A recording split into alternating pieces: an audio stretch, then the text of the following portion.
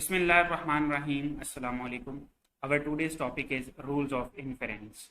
In this lecture, we will learn modus rule, modus tollens rule, hypothetical syllogism, disjunctive syllogism, addition rule, simplification rule, conjunction rule, and last one is resolution. Lecture start करने से पहले मेरे channel को subscribe कर लें और bell के icon को प्रेस कर लें ताकि मेरी अगले आने वाली वीडियोस आप तक बर वक्त पहुंच सकें। स्टार्ट करेंगे रूल्स ऑफ इन्फेरेंस से।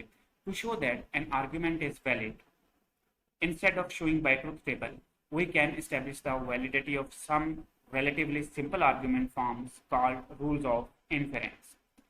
आर्ग्यूमेंट को वैलिड चेक करने के लिए या इनवैलिड चेक करने के लिए हम ट्रुथ टेबल की बजाय कुछ जो है वो रिलेटिवली सिंपल आर्ग्यूमेंट जो हैं वो यूज़ करेंगे। कौन से, उनको हम नाम देंगे रूल्स ऑफ इन्फेरेंस का। रूल्स ऑफ इन्फेरेंस जो हैं वो कॉम्प्लिकेटेड आर्ग्यूमेंट बनाने के लिए, कंस्ट्रक्ट करने के लिए एज अ बिल्डिंग ब्लॉक्स जो हैं वो यूज़ होंगे।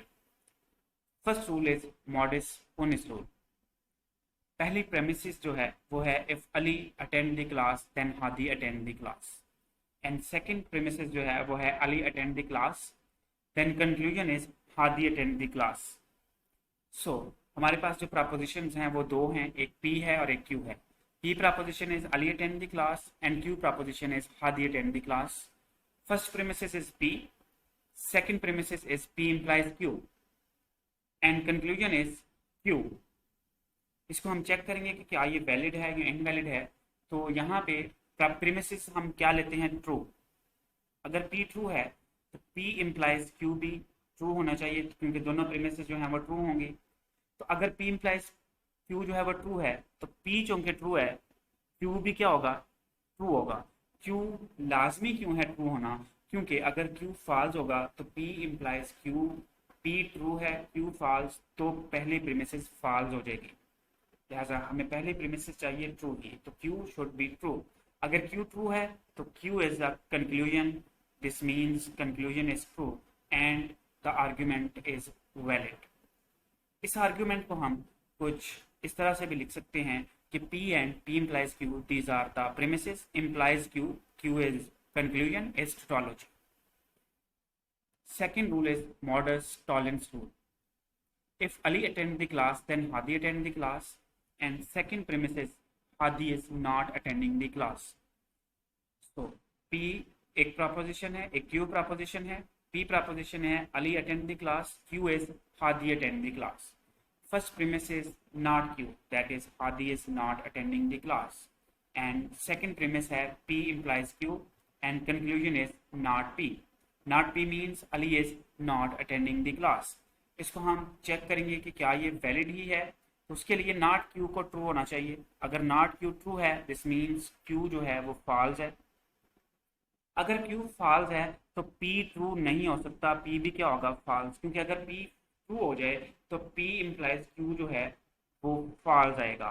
लेकिन हमें प्रीमिसिस सेकंड जो है वो ट्रू ही चाहिए, तो P के लिए एक ही पॉसिबिलिटी है कि P फॉल्स है। अगर P फॉल्स है तो नॉट P जो है वो क्या होगा, ट्रू होगा। तो not P is a conclusion, तो कंक्लूजन ट्रू, प्रीमिसिस भी ट्रू, तो ये हमारे पास जो आर्ग्यूमेंट है ये क्या है, वैलिड है। हम इस आर्ग्यूमेंट को कुछ इस तरह से भी लिख सकते हैं, premises not Q and P implies Q. ये दो premises implies not P is a conclusion, is a tautology. Our third rule is hypothetical syllogism. If Ali attend the class then Hadi attend the class, if Hadi attend the class then Maham attend the class. These are two premises and conclusion is if Ali attend the class then Maham attend the class. So first premises जो है वो है हमारे पास P implies Q, second premises है Q implies R and conclusion is P implies R। तो हम इसकी वैलिडिटी जो है कि इसको चेक करते हैं कि क्या ये वैलिड है या नहीं है। तो पहली प्रीमिसिस ट्रू, दूसरी प्रीमिसिस ट्रू, तो कंक्लूजन को भी क्या होना चाहिए, ट्रू होना चाहिए।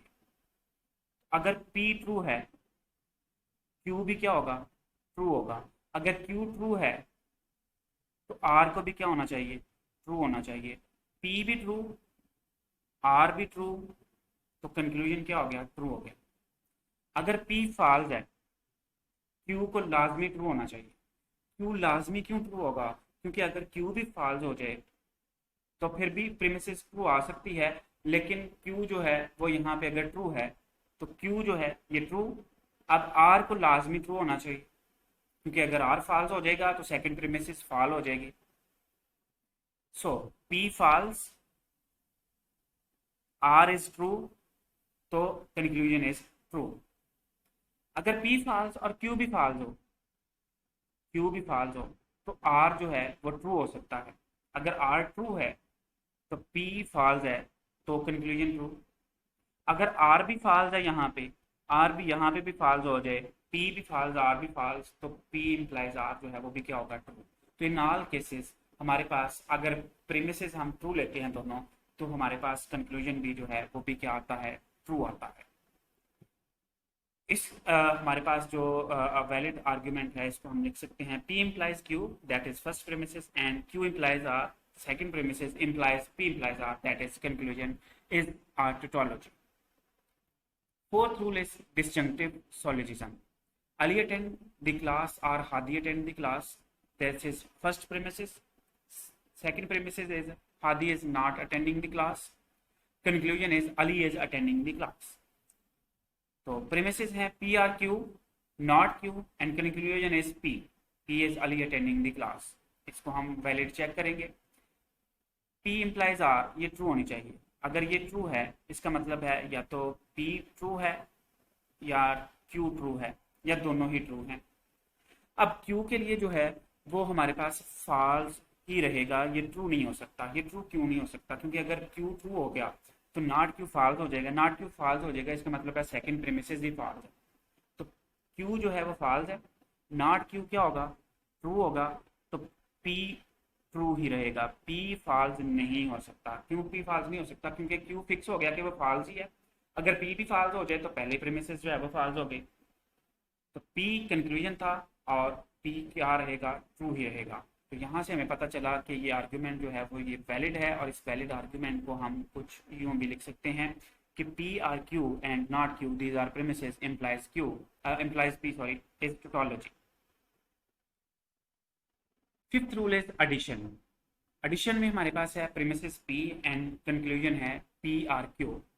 तो प्रीमिसेस P एक ही प्रीमिसेस हो अगर, तो इसका मतलब ये है कि प्रीमिसेस अगर ट्रू है तो कंक्लूजन ट्रू होगा, क्योंकि P अगर ट्रू है तो कंक्लूजन क्या होगा, ट्रू। और P आर Q है, और में अगर एक भी ट्रू हो तो ट्रू हो जाता है।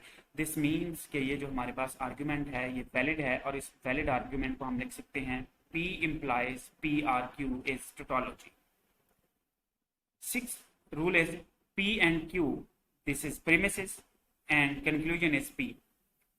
अगर P and Q एक प्रीमिसेस है, इसका मतलब है ये ट्रू होनी चाहिए। ये ट्रू कब होगी, जब P भी ट्रू हो और Q भी ट्रू हो। अगर P भी ट्रू है Q भी ट्रू है तो कंक्लूजन में P है, तो कंक्लूजन क्या होगा, ट्रू। अगर कंक्लूजन भी ट्रू है, प्रीमिसेस भी ट्रू हैं, तो ये हमारे पास क्या हो गया, वैलिड आर्ग्यूमेंट। और इस वैलिड आर्ग्यूमेंट को हम कुछ यूं लिख सकते हैं, P and Q implies P is tautology. Seventh rule is conjunction. P, Q and conclusion is P and Q. तो यहाँ पे भी आप देख सकते हैं दो प्रीमिसेस हैं, दोनों के लिए प्रीमिसेस का ट्रू हम लेंगे और फिर चेक करेंगे कि क्या कंक्लूजन ट्रू है। तो P भी ट्रू है, Q भी ट्रू है, तो P एंड Q जो है वो भी क्या होगा, ट्रू। अगर हम दो प्रीमिसेस लेते हैं जो ट्रू हों तो उनका कंक्लूजन P एंड Q ये भी ट्रू होगा। तो यहाँ से हमें पता चला कि कंजंक्शन जो है ये भी वैलिड आर्ग्यूमेंट है, और इस वैलिड आर्ग्यूमेंट को हम कुछ यूं भी लिख सकते हैं, P and Q implies P and Q is tautology. And eighth और last rule is resolution. First premise is P R Q.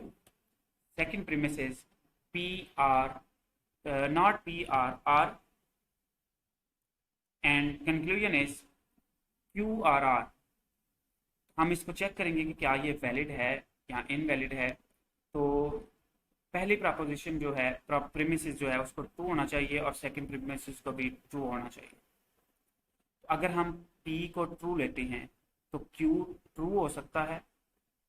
अगर Q ट्रू है तो यहाँ पे Q जो है वो ट्रू आ गया। नेक्स्ट, अगर P जो है वो ट्रू है तो नॉट P क्या होगा, फॉल्स। अगर नॉट P फॉल्स है तो ट्रू आर जो है वो लाजमी ट्रू होगा, क्योंकि अगर आर भी फॉल्स हो जाए तो हमारे पास जो है वो नॉट पी भी फॉल्स, तो ये प्रीमिसेस फॉल्स हो जाएगी। आर भी ट्रू, क्यू भी ट्रू, तो कंक्लूजन क्या हो गया? ट्रू। और अगर पी फॉल्स हो जाए और क्यू ट्रू है, अगर क्यू ट्रू और नॉट पी जो है वो फिर क्या होगी? ट्रू होगी। अगर नॉट पी ट्रू है तो आर के लिए दो पॉसिबिलिटीज हैं, क्या वो ट्रू हो या फॉल्स हो। लेकिन क्यू चूंकि ट्रू है तो आर चाहे ट्रू हो या फॉल्स हो, हमें कंक्लूजन क्या मिलेगा? ट्रू ही मिलेगा। और अगर पी ट्रू हो और आर क्यू जो है वो फॉल्स हो, पी ट्रू है और क्यू जो है वो फॉल्स है, नॉट पी क्या होगा? फॉल्स। अब यहाँ पे आप चेक कर सकते हैं कि क्यू जो है वो हमने लिया कि क्यू है फॉल्स, और पी जो है वो नॉट पी जो है वो हमारे पास फॉल्स है। तो क्यू लाजमी ट्रू होगा, आर सॉरी आर जो है वो लाजमी यहाँ पे ट्रू होगा। क्यों लाजमी ट्रू होगा? क्योंकि नॉट पी जो है वो फॉल्स है। तो आर जो है वो क्या हो गया? ट्रू। अगर आर ट्रू है तो यहाँ पे कंक्लूजन जो है ये भी क्या होगा? ट्रू होगा। तो यहाँ से हमें पता चला कि ये जो हमारे पास आर्ग्यूमेंट है ये वैलिड है। और इस वैलिड आर्ग्यूमेंट को हम लिख सकते हैं P R Q and not P R Q implies Q and R is tautology. ये था आज का हमारा lecture. Thank you very much. अल्लाह हाफिज़।